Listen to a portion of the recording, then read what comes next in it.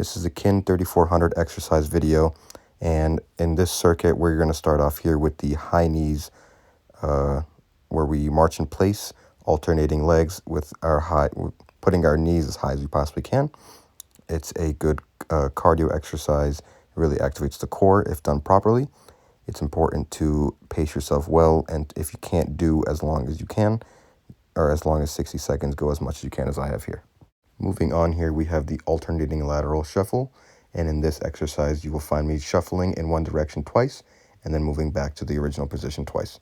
I'm going to do this for 60 seconds, and it's important to maintain a proper stride in where you are moving at an equal distance every time. Once again, you want to control your pace. You don't want to tire yourself out too much. It's a good way to accelerate that heart rate and to get the blood pumping within your body.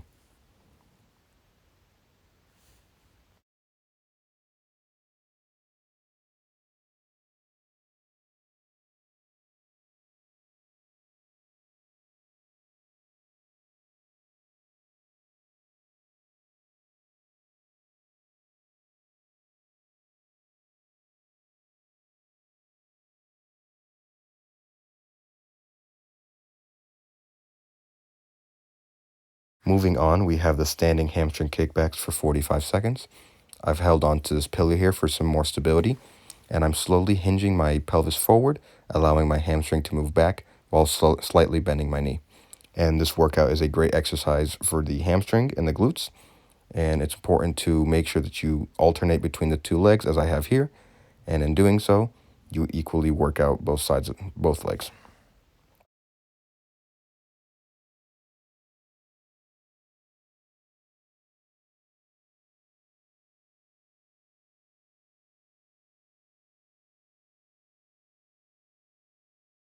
This next exercise is very self-explanatory. It is the jumping jacks. I performed 6 of them, and I made sure to spread my legs as well as possible. Next up, we have the 6 freestanding body squat. I drop as low as I possibly can while performing these squats. It's a great exercise for your glutes, especially when you hold the position when you reach the very bottom as much as you can. I hold out my hands here for stability and balance so I don't fall over. Next up, we have the burpee followed by 2 tricep push-ups, which can either be chosen at the toes or the knees as a pivot, and the sequence is repeated for 120 seconds. I've modified this workout for myself as I'm unable to complete an actual burpee followed by 2 tricep push-ups by doing this at an incline where I am jumping as high as I can. Unfortunately, I probably could have jumped a little bit higher as I am in the basement and there's not much room to jump. And immediately putting myself into a push-up position, completing 2 push-ups, going as low as I possibly can, and then jumping back up, and then jumping again, and repeating the sequence. And then by doing so, it's not the actual burpee that's everyone knows, but it's a little easier, and it allows me to complete such for 120 seconds.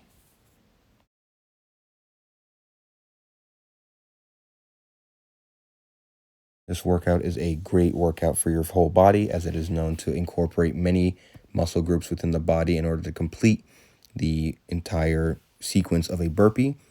While my modification may not incorporate every muscle group as much as a regular burpee will, it still does incorporate a great deal. I felt a great activation of my legs, my chest, my core, my shoulders, and all kinds of things.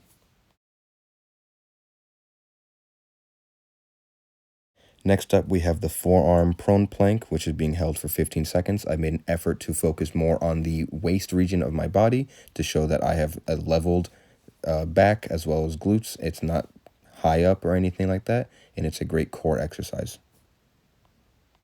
This next exercise is called the alternating quadruped, and in this exercise, I raise and stretch my leg as far as I possibly can, and in turn, use the alternating hand as well. And this is a good workout for your abdominal muscles, your lower back, your glutes and thighs, as well as your hamstrings. If done properly, it is important to maintain a neutral back and spine. That way you could get the proper stretch that is required.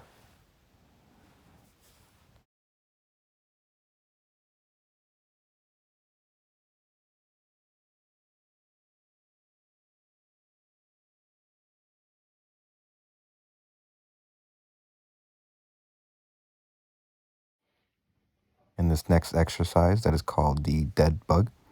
As the name implies, you kind of look like a dead bug while you're performing this exercise as you raise both your legs and your hands as high as you can. It activates the core in a great way, and you hold this position for 20 seconds.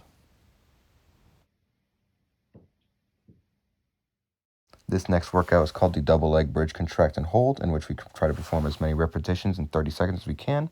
In this workout, I thrust my hips forward and hold the position for as long as I can, going back to the original position. This workout is a great exercise for your gluteus maximus, your gluteus medius, and your gluteus minimus, as well as your hamstrings.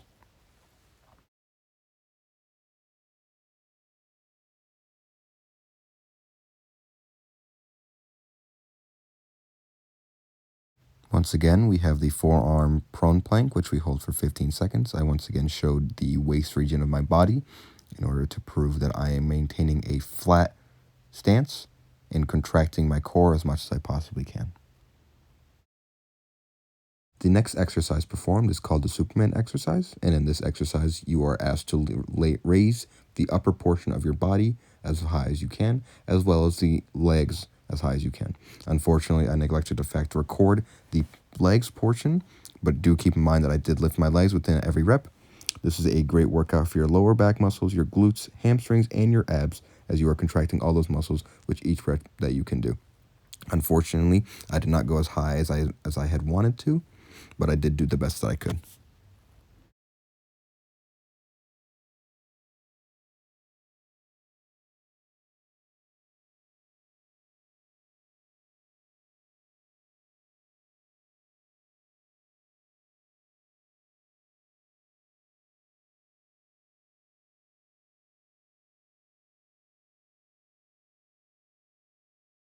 The following exercises will now all be repetitions of what we've done before. This time we'll be using the alternating quadruped for 60 seconds as opposed to 45 seconds, where we alternate the arm and the leg raises. I should note that it's very important to use a soft surface when you're doing these kind of exercises so as to not hurt your joints, like your knees or your wrists, while you place your hands or your legs down, as it makes the exercise a little bit easier.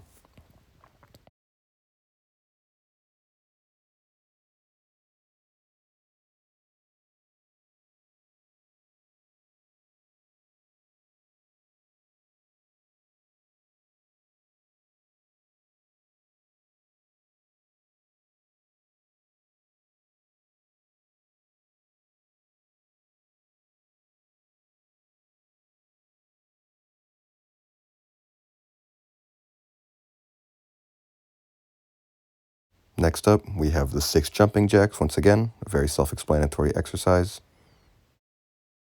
Finally, to finish off the circuit, we have the freestanding body squat. However, this time, as opposed to only 6, we are asked to do as many reps as we possibly can for 60 seconds.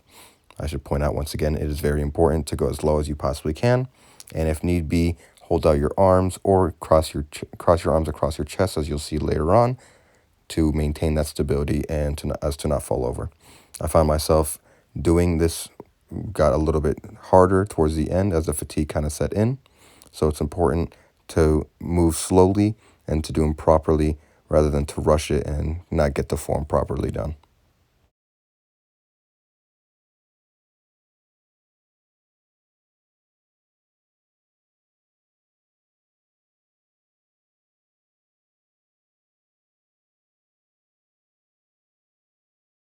Moving on to the stretches, we have the windmill stretch. As you can see, I have my feet hip width apart, and I'm rotating my hip and driving my arm down to touch my toes.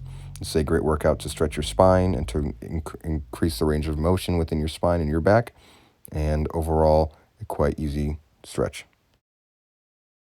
This next stretch is called the adductor mobility, and on this one, I extend my left leg as far as I can while driving slowly my body weight back to my right heel, and doing this, I'm able to stretch my adductors as well as much as I possibly can. Sorry, and I do these for 5 reps on my left leg and then switch over to my right leg. It's important to do these slowly so as to not pull something or to hurt yourself.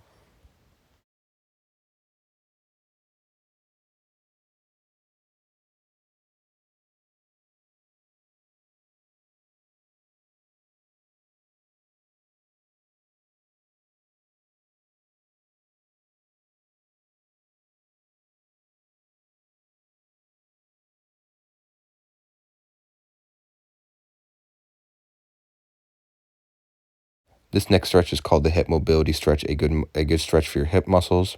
And in this stretch, you want to find yourself in on one knee, kind of pushing your body weight forward slowly with your arms up as high as you can.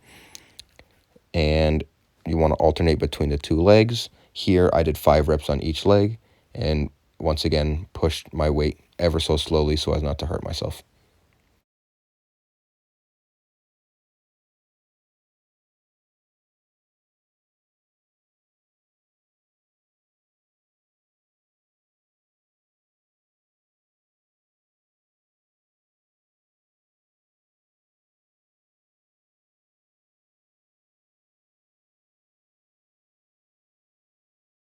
The next stretch that will be performed here is called the hamstring stretch. And in this stretch, we're going to lie face up with our legs extended.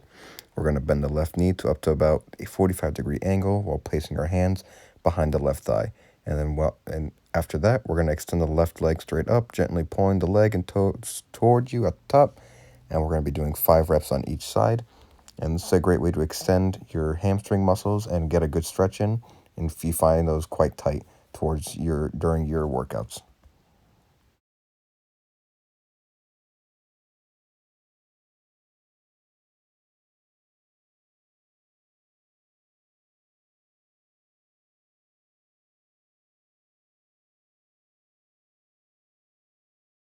This next one here is called the figure 4 stretch. And in this stretch, we're going to lie face up with our knees bent, sort of like the hamstring stretch. However, we're going to cross our left ankle over the right knee, or the right knee, or the right ankle over the left knee, sorry, whichever one you prefer starting with first. We're going to lace the fingers behind the left hamstring in the case of putting the left ankle over the right knee. And then we're going to slowly pull the right leg towards you, and so that we could activate the muscles on the left leg here. And then afterwards, we're going to put the lower leg back to the ground, and then we're going to do it all over again. After 5 reps, we're going to switch to the other leg.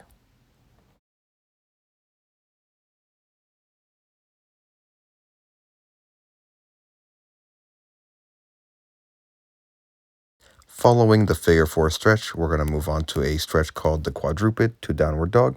And as the name implies, we're going to start with the quadruped position and move into a more of a downward dog position. And in doing so, we're going to start we're going to start on all fours, and we're going to push our glutes up into the air as high as we can, stretching those legs as much as we possibly can. We want to make sure that we keep the back flat, and we go back to the original position. We're going to do those 10 times, and it's a good way to stretch out all those leg and hamstring muscles.